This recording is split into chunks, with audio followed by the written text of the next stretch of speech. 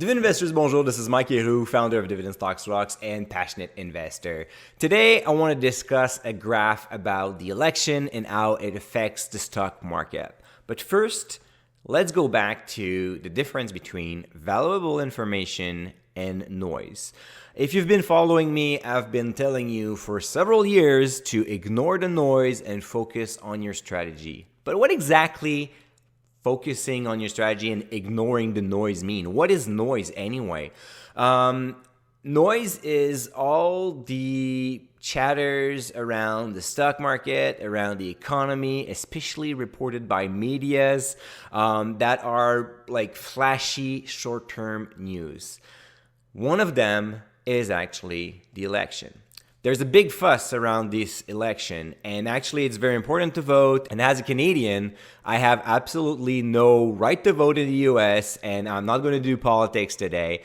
And I'm not going to tell you if Biden's or Trump are going to ride the stock market higher because it doesn't matter. The only thing the election will do is create volatility. And you know what? In 2020, we have already our fair share of volatility, so I would not be worried about that. It's just going to be another bumps up or down, 1-2%. I mean, we've gone through a lot more important stuff this year than the election in terms of the stock market fluctuation, so don't worry about that. The second thing is, if right now in October, you're trying to make a play on the election because you think, oh, I'm pretty sure that Biden's going to win, so I'm going to invest this way because I think he's going to favor this sector, or the opposite, I think that Trump is good for another mandate and he's actually going to help this sector and that sector, so I'm going to put my investment over there. Well, I'm sorry to tell you, but my friend, you're late for the party. Institutional traders, some mutual funds or hedge funds have already placed their bet a while ago. And now it's all about what the market expects and how it's going to turn out on election day. And this will likely just create small volatility, as I mentioned, 1-2%, and nothing more. But you don't have to believe me. Actually, what I did is I did some research, and I was fortunate enough to go and find this graph done by Whitechart, and actually use Whitechart. It's not sponsored or anything. It's just very good information. What Whitechart did is actually looked at all past presidents from Truman to Trump. Kind of good sounds, right? Looking at both Republican and Democrat Party stock returns during their term. And what you can see on that graph, obviously blues for Democrat and red for the Republican, is pretty much each party has their own success stories and downsides. Actually, on average, Democrats are doing a little bit better on the stock market than Republicans, but I don't think it has a real impact, and I'm not telling you that it's a good thing or a bad thing that we have Republican or Democrat running the country. Actually, I don't think it matters at all. The true thing here is those people just happen to be there while the stock market followed their own cycles, while the economy followed their own cycles. I don't think that George W. Bush created the financial crisis, and I don't think that Obama changed the entire world and saved the crisis and bring back the economy and bring back the stock market. I think that they happened to be there. They did the best of the job of possibly that they could do, but they didn't transform the country. I mean, it doesn't really matter, and I don't think that any of those presidents called Starbucks and told them how to serve their latte, or called Coca-Cola and say, you know what? I don't like the taste of your Coke. You should jump up the price and change the formula.